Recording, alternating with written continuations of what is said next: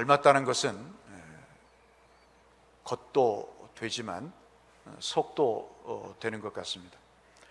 오래 살다 보면 닮는 것 같고요, 또 사랑하고 호감을 갖고 존경하면 그 말투나 행동이나 그리고 생각하는 스타일이 닮는 것 같습니다. 화면을 한번 보시면 오랫동안 살았던 부부의 한 모습을 우리가 볼 수 있습니다. 동남아 어느 지역의 노부부인데 저 기사의 제목이 주름살까지 닮았다 하는 그런 기사를 기자가 쓰면서 참 노부부의 늙어가는 모습을 우리에게 감명 깊게 스토리와 함께 전해줬던 기사가 생각이 납니다. 여러분도 많이 여러분의 배우자와 가족들과 닮으셨죠? 그리고 저와 여러분이 살아가는 과정 속에서 만났던 사람들, 특히 선생님들, 그 분을 닮고 싶은 그런 마음들이 우리에게 분명히 있습니다. 그래서 어느덧 좋아하게 되면 닮고, 사랑하게 되면 닮고, 오래 살다 보면 닮게 되는 그런 경우를 우리가 싱크로닉이라고 얘기를 하죠. 그래서 요즘 많이들 저 사람 참 싱크링이 100%다 200%다 그렇게 이야기를 하는 이유가 바로 거기에 있다고 볼 수 있겠습니다. 옆에 분들하고 한번 말씀을 나눠보실까요? 당신은 예수님을 꼭 닮은 분이시군요. 한번 해보시죠.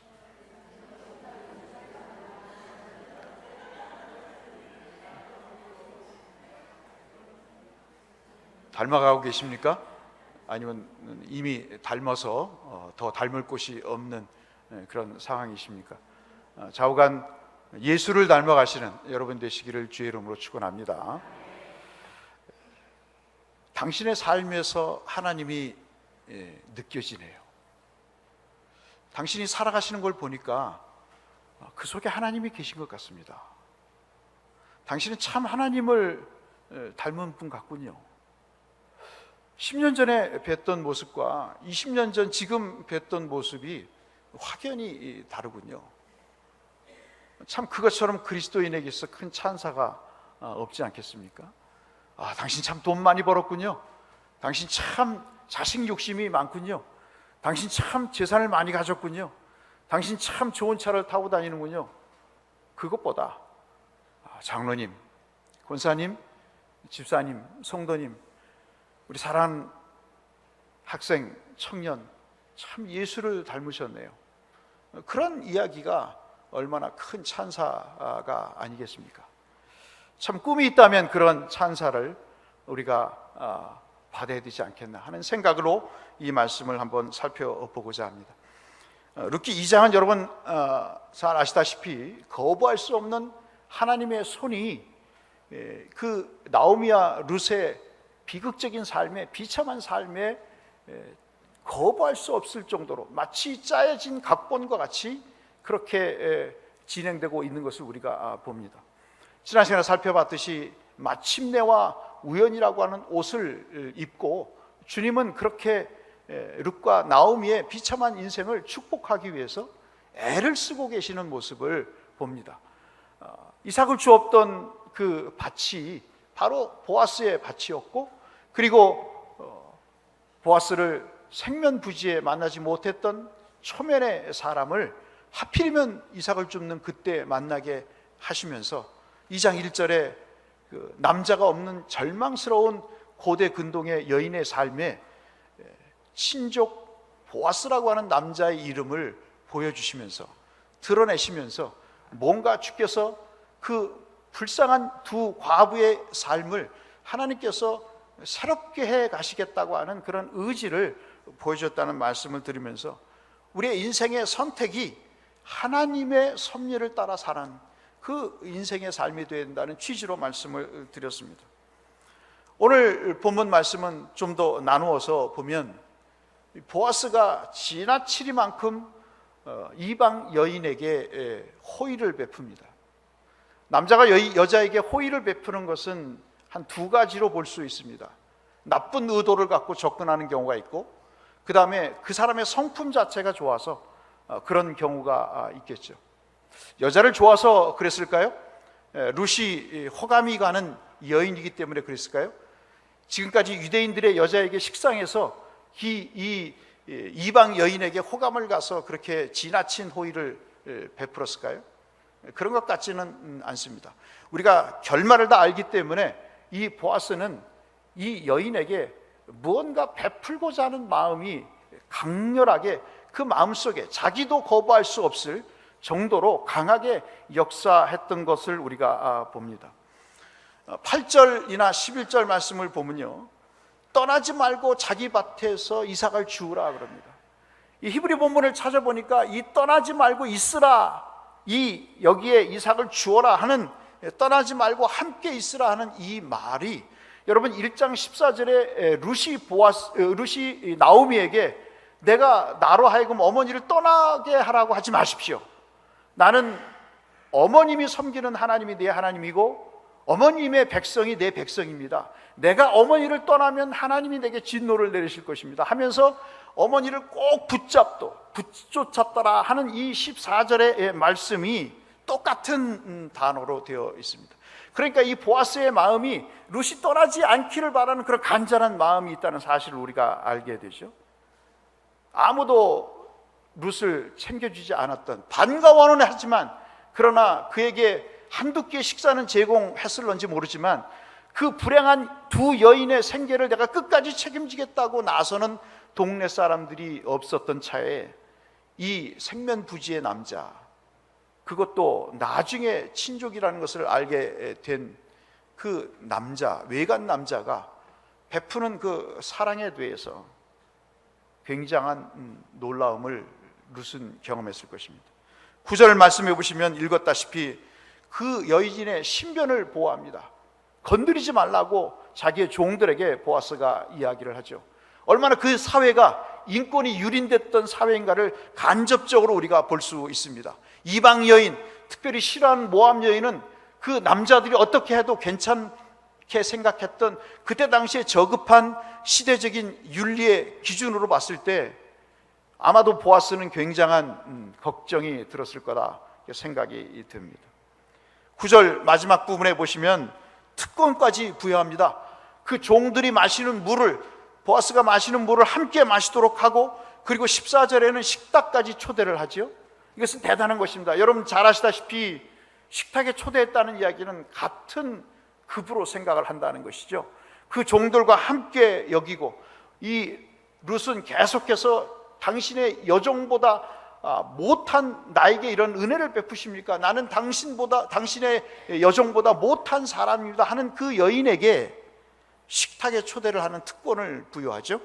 15절로 16절에 보시면 단 사이에서 죽게 합니다. 옛날에는 다 곡식을 베고 나머지 이삭이 떨어진 것을 죽게 하는데, 이 보아스는 룻에게 단을 베면서 그 단을 베는 그 소년들, 종들의 뒤를 따라가면서 곡식을 주우라고 특권을 베풉니다. 심지어는 그 종들에게 보리, 밀의 그 단 일부를 일부러 버려놓으라, 그렇게 이야기를 하고 룻이 그것을 죽게 하라는 특권까지 부여를 합니다. 왜 그럴까요? 왜 이런 호의를 베풀었다고 이 본문을 여기에서 이 귀중한 시간과 지면에 할애해서 이야기를 하는 걸까요? 아마도 적어도 우리는 이 본문을 통해서 하나님이 그럼에도 불구하고 그 여인이 이방 모압의 여인임에도 불구하고 비록 그 시댁 식구들이 자기의 시아버지와 시어머니가 뒤로 돌아보지 않고 믿음의 땅을 버리고 모압 땅으로 가서 잘 먹고 잘 살겠다고 하는 그 결단을 했음에도 불구하고 하나님은 여전히 말씀 우리가 1장에서 살펴본 대로 그 베들레헴에 곡식을 베풀고 그 백성을 돌아보시고자 하시는, 그 백성을 사랑하시고자 하시는 그 배신과 배반에도 불구하고 그 백성들을 끝까지 사랑하시는 하나님의 사랑을 주님이 보여주시기 위함이 아니겠습니까? 이 이삭을 줍는 것 자체가 지난 시간에 살펴봤듯이 이미 고아와 가부와 나그네와 그 종들에게 은혜를 베푸시는 하나님의 방편으로 우리가 살펴봤듯이 말이죠. 양식 때문에 약속의 베들레헴을 떠났어도 주님은 그 백성들을 돌보십니다. 이방 여인임에도 불구하고 시어머니께 사랑과 효를 다하는 룻의 믿음과 마음에 뭔가를 베풀어 주시고자 하시는 하나님의 의도가 엿보이죠. 도덕적이고 법적인 의무가 아무것도 없는데도 불구하고, 여러분 나중에 3장 4장 이렇게 보시면 우리가 다 아시는 대로 보아스 자체는 1차적인 고엘의 의무가 없는 사람입니다. 그보다 앞선 영순위의 사람이 있었던 것이죠. 사실 보아스가 룻을 외면해도 아무도 윤리적으로 도덕적으로 그를 비난할 수 없는 그런 상황에 있는 형편이었음에도 불구하고 보아스가 룻을 위해 자신을 희생하는 실천적인 사랑을 통해서 뭔가를 보여주시고자 하시는 내용입니다. 11절 12절 보시면 그 단서를 이야기를 합니다. 왜 보아스가 룻에게 이런 호의를 베푸는가? 룻이 남편이 죽은 이후에 시어머니에게 했던 그 행위를 안다는 거죠. 네가 시어머니를 네 동서처럼 버리지 않고 끝까지 눈물을 흘리며 입을 맞추며 어머니 곁을 떠나지 않으려고 했던 그 모습을 내가 안다. 또한 네가 그런 효성뿐만 아니라 하나님의 그 존재를 인정하고 자기의 신을 버리고 하나님을 선택한 네 믿음을 내가 안다. 늘 말씀을 드리지만 복을 받는 사람은 복을 받는 이유가 있는 거예요. 하나님이 그에게 복을 주시고자 하시는 데는 내 믿음대로 내가 나으리라, 내 믿음 따라 네 소원 따라 내가 그것을 이루리라고 하시는 것은 하나님의 어떤 조건을 보고 은혜를 베푸시는 것은 아니지만 하나님이 은혜를 베푸실 때는 그 사람의 마음을 감동시키신다는 거죠. 그 사람의 마음밭을 하나님이 은혜를 받기에 합당한 그릇으로 만드신다는 겁니다. 그래서 우리에겐 간절함이 필요한 거예요. 그래서 우리는 하나님을 감동시키는 몸부림이 필요한 거예요. 그것 없이는 아무것도 이루어지지 않아요. 남이 해줍니까, 여러분? 남이 나를 위해서 대신 기도해 줍니까? 남이 나를 위해서 사랑을 베풀어 줍니까? 천만의 말씀이에요. 오늘 본문에도 말씀을 드리지만 백옷의 삶을 통해서 우리가 확인하는 바지만 우리가 한두 번 식사를 할 수 있어요. 차를 마시고 환대하며 서로 웃으며 이야기할 수 있어요. 그러나 여러분 질병에 걸려보세요. 여러분 어려움에 처해보세요. 누가 긴 병에 효자 없다고 누가 나를 끝까지 수발하겠어요? 하나님밖에 없다는 사실을 우리가 알게 되는 것이죠. 이러한 믿음의 고국의 신을 버리고 그가 어머니의 하나님을 자기의 하나님으로 믿고 결단했던 그것을 보면서 이 보아스가 범상치 않게 생각을 하는 것입니다. 소문이 금방 나는 거죠. 대곳에서도 소문이 금방 나잖아요. 아, 대곳교회 저런 교회다, 대곳교회 다니는 성도가 저런 훌륭한 분이 계시다 하는 것이 금방 소문이 나는 겁니다. 주의 날개 아래 그 보호를 받고 위로를 받기 위해서 온 내게 하나님이 보답하시기를 원하고 하나님이 내게 상을 주시기를 원한다 하는 그 말을 하는 것 속에서 지금 보아스가 룻에게 호의를 베푸는 것이 결코 지나치지 않다는 사실을 이 본문을 쓴 사람은 이야기를 하고 있는 것이죠. 이런 좋은 소문과 그런 평판을 들으시는 저와 여러분이 되시기를 주의 이름으로 축복합니다. 이것이 전도예요. 이것이 전도예요. 자린고비처럼 나몰라라처럼 내로남불처럼 그렇게 살아가는 삶에 무슨 복음의 전파가 있겠습니까, 여러분? 보아스는 그러한 룻이 정말 그렇게 하나님의 보답을 받고 상을 받기를 간절히 바랬어요.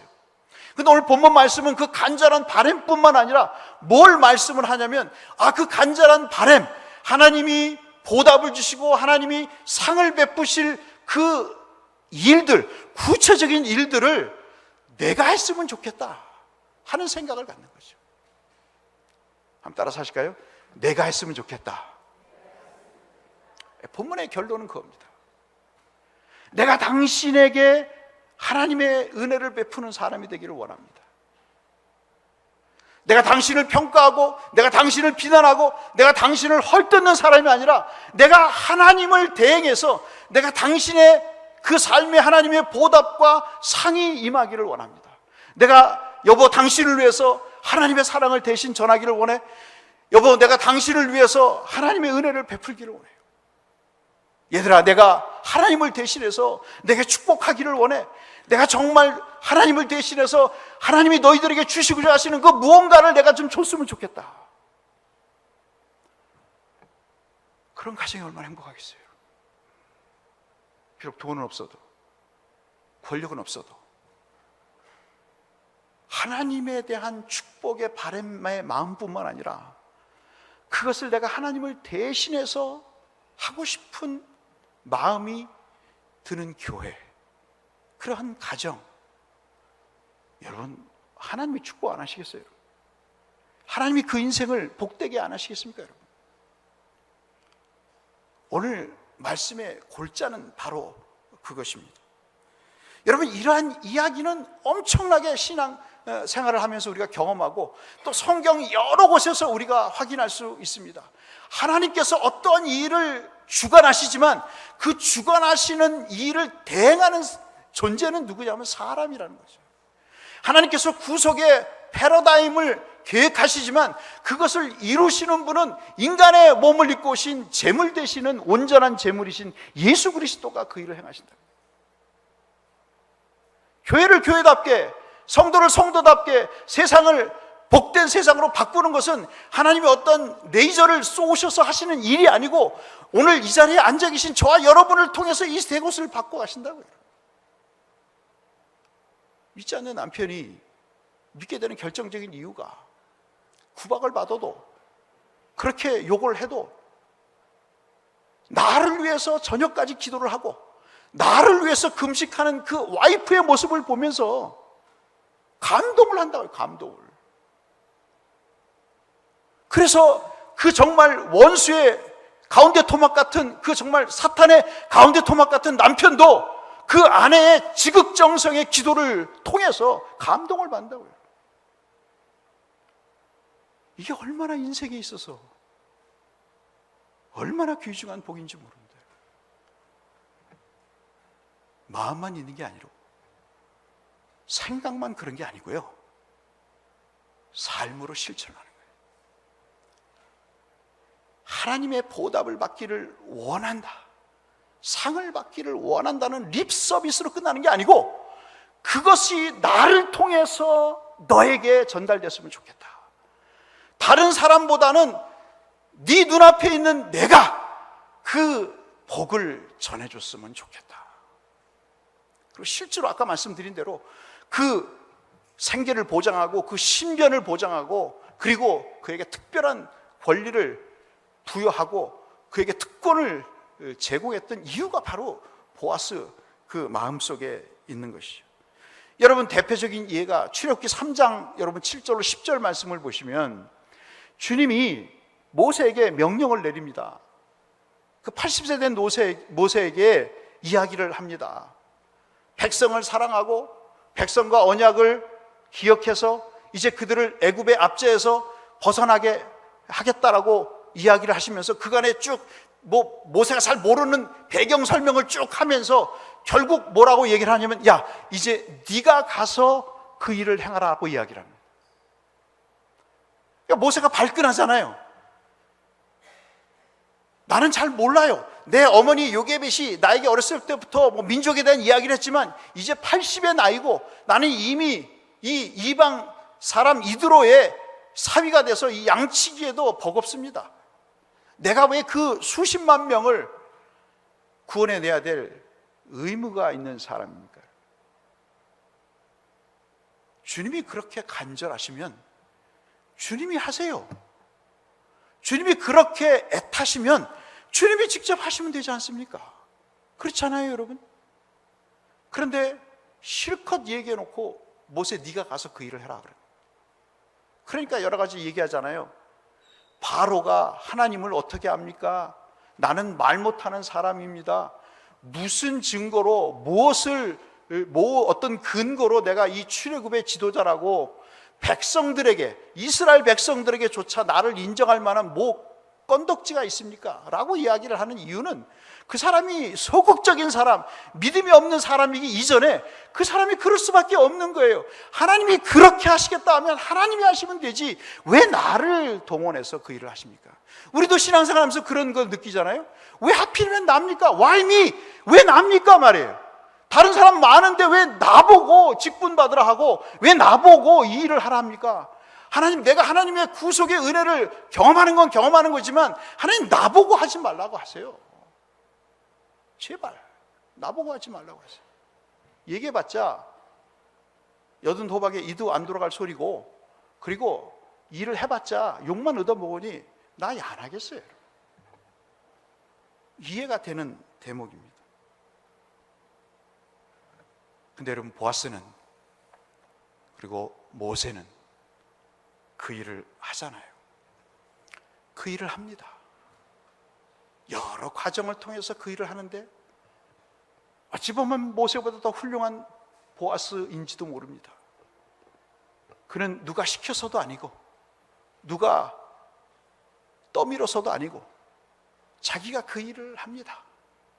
기쁨으로 그 일을 해요.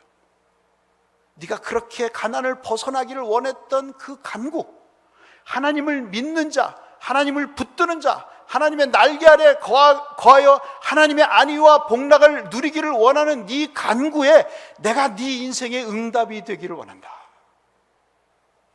네가 그렇게 기도했니? 네가 그렇게 간구했니? 이제 내가 그 소원의 구체적이고 실제적인 일들을 하나님이 나를 통해서 하시는 것 같아. 내가 그 소원을 이제 이루어 주마. 내 것이 아닌 하나님의 것으로 내게 제공하고자 한다. 이런 가정, 돈만 벌어와 하는 얘기가 어디가 나오겠어요, 여러분? 교회 일 네가 알아서 해. 그런 이야기가 어디서 나오겠습니까, 여러분? 보아스는 단지 룻이 행복해지기만을 바라지 않았어요. 그는 여성 편력이 강한 남자도 아니었습니다. 단순한 동정심에 의해서 그 여인에게 무언가 호의를 베푸는 정도의 나이스하고 엑설런트한 그런 남자만이 아니었습니다. 그 마음속엔 내가 하나님의 헤세드, 은혜를, 사랑과 긍휼을 베푸는 대행자, 내가 너의 하나님을 향한 손길이야 라고 그는 결심을 하고 그 일을 생각과 함께 행동으로 옮기는 것이죠. 오늘 우리는 많은 일들을 세상을 통해 겪습니다. 교회 수가 줄어들고 믿는 자의 수가 줄어듭니다. 하루 걸러 심심치 않게 교회에 대한 비판이 쏟아집니다. 그것은 기정사실입니다. 어떤 부분에 있어서는 그것이 맞는 것일 수도 있어요. 그러나 어떤 곳에서는 오히려 그들이 우리에게 거는 기대감에 반증으로 받아들이는 것도 있습니다. 그들이 우리에게 기대하는 게 있지 않습니까? 립서비스의 보아스가 아닌 삶의 실천을 통해 그리스도의 사랑을 전하는 전달자로서의 삶을 좀 살아달라는 그런 애절한 고통도 있지 않습니까? 그 축제가 어제 열렸지만은 그들의 집회를 통해서 나를 위해서, 우리들을 위해서, 이 불쌍한 동성애를 위해서 기도해 줬으면 좋겠지 않겠냐? 너희가 우리들을 위해서 기도했으면 좋겠다. 너희들이 반대만 하지 말고 그 자리에서 무릎을 꿇고 기도했으면 좋겠다 하는 그러한 반응으로 우리가 이해를 할 수도 있지 않겠습니까, 여러분? 그들을 무작정 비난하기보다는 그들이 아파하는 부분들을 우리가 뭔가 채워줄 수 있는, 예를 들어서 야, 자녀들에게 동성애가 저렇게 무섭다, 앞으로 더 확산될 것이다, 그것을 네가 의학적으로 한번 규명해서 저들을 치료할 수 있는 신약을 한번 개발해봐라 하고 자녀들에게 동기부여를 해주는 겁니다. 그래서 그 일을 위해서 열심히 기도해봐. 밤을 새워서 기도를 해봐. 저 아파하는 사람들이 많으니 너희 재능을 가지고 한번 저들을 치료하고 고쳐줄 어떤 세상의 빛과 같이 소금 같은 사람이 돼봐 라고 부모가 격려하고 그를 위해서 기도한다면 특별한 전도지가 없어도 예수 믿는 사람들이 나타나지 않겠습니까? 그런데 우리보다 더하다. 예수 믿는 것들이 더하다. 교회에서조차도 그렇게 느낀다면 이거는 오늘 본문의 보아스와 전혀 무관한 삶을 우리가 살고 있는 것이 아닌가 하는 것입니다. 아비멜렉이 아브라함에게 계약을 맺습니다. 창세기 21장에 계약을 맺어요. 그때도 21장 22절에 뭐라고 얘기하냐면 내가 무슨 일을 하든지 아브라함 네가 참 무슨 일을 하든지 하나님이 너와 함께 하시네. 이삭과 아비멜렉이라고 하는 것은 여러분 이 블레셋 왕의 그냥 이름입니다. 애굽의 왕을 우리가 바로라고 했듯이 이 아비멜렉이라는 것은 그 블레셋 나라라는 나라의 왕의 대표적인 명함과 같은 이름입니다. 그러니까 사람은 다 다르고 이름은 다 똑같은 거죠. 이삭을 그렇게 괴롭히고 우물 파는 것조차 막아가면서 그렇게 귀찮게 했던 아비멜렉이 끝내는 찾아와서 뭐라고 얘기합니까? 창세기 26장 28절에 여호와께서 너와 함께 계심을 우리가 분명히 보았다. 여호와께서 함께 하심을 분명히 보았다고 얘기를 하죠. 여러분 다니엘 말씀도 우리가 얼마나 주목하는 말씀입니까? 다니엘이 하나님 앞에 결심을 하고 조서의 어인이 찍힌 것을 알고도 하루에 3번 예루살렘을 향해서 문을 열고 기도하고 그 때문에 그가 핍박을 받아도 바벨론 왕이 결국에 가서는 사드락과 메삭과 아벳느고의 그 경우처럼 하나님을 섬길 것을, 하나님을 우습게 보지 않을 것을, 하나님을 그들이 섬길 것을 조서를 내려서 각 지방의 언어로 쓴 조서를 내려서 그 하나님을 믿으라고 하잖아요. 쉽지는 않습니다, 여러분. 이게 참 쉽지는 않은 거예요. 그런데 성경은 그렇게 많은 사람들의 이야기를 하고 있습니다. 여러분 출애굽기 19장 아시잖아요? 베드로전서 2장 9절에서 베드로가 다시 더 크게 확대해서 이야기했듯이 너희는 거룩한 백성이다 라고 이야기를 하는 거예요. 우리는 참 예수 닮은 사람이다 하는 소리를 들어야 됩니다. 오늘 이 한 주간 우리가 이 말씀을 함께 살펴보는 중요한 내용은 바로 그것인 것이죠. 보아스는 자기 소견대로 자기 생각대로 사는 세대에 그 세태 속에 하나님을 아는 사람, 하나님을 드러낼 수 있는 사람, 하나님에게 등을 돌리는 세상에서 하나님을 드러내는 몇 안 되는 사람 중에 한 사람이 그 암울한 세상에서도 있다는 사실을 우리에게 도전해주고 있는 말씀이죠. 여러분 우리가 그런 분들이 되시기를 축복합니다. 우리가 그렇게 돼야 돼요. 제 오늘 설교의 결론은 그렇습니다. 이 한 주간 살아가시면서 남편이 구원받기를 원하세요? 자녀가 제대로 신앙생활 하기를 원하십니까? 내 속에 하나님이 보여야 돼요. 애들이 예수를 믿으려면 엄마 아버지를 존경합니다는 소리를 들어야 된다고요. 그 정도 들어야 애들이 뭐 한마디를 해도 감동을 하죠. 제가 말씀드렸잖아요. 어떤 목사님이 그렇게 아들이 신학하기를 원했는데 신학을 안 했어요. 제가 전도사 때, 강사 때 물어봤어요. 야, 아버지의 소원이 죽은 자도 소원을 들어준다는데 왜 아버지의 소원을 안 들어주니? 나 같으면 하겠다, 야. 직장 다니다가 해. 뭐라는지 아십니까? 차라리 아버지 아들이 아니었으면 내가 신학을 했겠어요. 아버지가 목사가 아니었으면 신학을 했겠어요. 아버지가 장로가 아니었으면 신학을 했겠어요. 아버지가 안수 집사가 아니면 내가 교회를 다녔겠어요. 이건 가슴 칠 일입니다. 여러분. 남의 일인가요? 오늘 제 가정의 문제이기도 합니다. 그리고 우리 모두의 숙제이기도 하는 것이죠. 저는 우리 교회가 부흥하기를 원합니다. 그리고 여러분들이 복을 받기를 원합니다. 여러분의 자녀들이 잘 되기를 원합니다. 그러기 위해서는 내가 하나님을 드러내는 사람이 되어야 돼요. 오늘 본문의 말씀은 적어도 8절부터 16절까지는 적어도 그 말씀을 말씀하고 있고, 룻기 전체는 그것을 우리에게 핵심 주제로 말씀하고 있으면서 이것을 세 글자 헤세드라고 이야기합니다. 뭘로 해석할 수는 모르겠어요. 그러나 거기에는 분명한 긍휼과 사랑과 자비와 은혜가 있습니다. 그것이 우리를 통해서 전달될 때 돌아오지 않을 사람은 없습니다. 열심히 남편을 위해서 부양을 할 때 돌아오지 않을 남편 없어요. 자녀를 위해서 눈물 뿌려 기도할 때 돌아오지 않을 사람 없습니다.